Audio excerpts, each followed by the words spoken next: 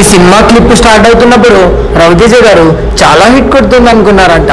ఈ సినిమాలో అతను చెప్పిన డైరెక్టర్ స్టోరీస్కి మిస్టర్ బచ్చన్ అనే పేరు చాలా బాగా నచ్చింది నాకు అని చెప్పాడంట. సో ఇదే కాకుండా తనకు చాలా ఇంపార్టెంట్ ఏంటంటే ఆ హీరోని ఆమె స్టైల్ చూసి వావ్ చాలా బ్యూటిఫుల్ గర్ల్ అని చెప్పి మిస్టర్ బచ్చన్గా ఖచ్చితంగా నేను హిట్ కొట్టేశాను అనుకున్నాడంట. మిరపకాయ తర్వాత మిస్టర్ బచ్చన్తో నేను చాలా హిట్ కొట్టేస్తానని అనుకున్నాడంట. హీరోని డ్యాన్స్తో చాలా మందిని మర్చిపోయింది. కానీ ప్రజలు ఎప్పుడు ఎలా డిసైడ్ చేస్తారో చెప్పలేం. సో మన రవితేజకి ఇది హిట్ గానా ఫ్లాప్ గానా అర్థం కాని స్థితి అయిపోయింది.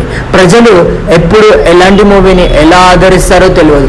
దాంట్లో ఖచ్చితంగా మంచి కంటెంట్ ఉంటే ఖచ్చితంగా పబ్లిక్ అనేది ఎంటర్టైన్ అయ్యి ఖచ్చితంగా వాళ్ళకి సక్సెస్ ఇస్తారు.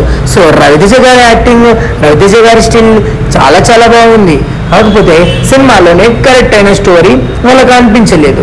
పబ్లిక్కి ఎప్పుడైతే చాలా మంచిగా అనిపిస్తుందో మూవీ, దాంట్లో ఉన్న స్టోరీ బాగుంటుందో అప్పుడే ఆదరిస్తారు. కానీ ఈ ముద్దుగుమ్మడు మాత్రం తన డ్యాన్స్తో మాత్రం ప్రజలనైతే ఆకట్టుకునింది. ఈ రవితేజ గారితో మొదటి మూవీతోటి ఈ హీరోని చాలా పేరు సంపాదించింది. రవితేజ గారు కూడా తన గురించి చాలా చెప్పుకుంటూ వచ్చాడు. తన స్టైల్లో తన డ్యాన్స్ కానీ నాకు కూడా చాలా ఇష్టం అని చెప్పి. అదేవిధంగా ఈ మూవీ గురించి ఇంకా ముందుకెళ్తే మొత్తానికి హీరోయిన్ గారి ఓన్లీ డ్యాన్స్ గురించే పెట్టారనిపిస్తుంది.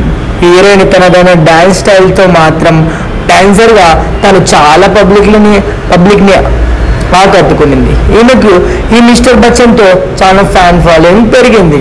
అదేవిధంగా జగపత్ బాబు గారిది చిన్న రోల్ ఏమి దీంట్లో. కాకపోతే మూవీలో చాలా ఇంపార్టెంట్ ఏంటంటే సాంగ్స్లో ప్రతి డ్యాన్స్ ఈ ముద్దు గుమ్మడు హీరో కొట్టేసింది. ఇలాంటివి మీకు ఏవైనా నచ్చింటే మీరు మన ఛానల్ సబ్స్క్రైబ్ చేసుకొని ముందుగా లైక్ చేసుకోండి. Thank you guys.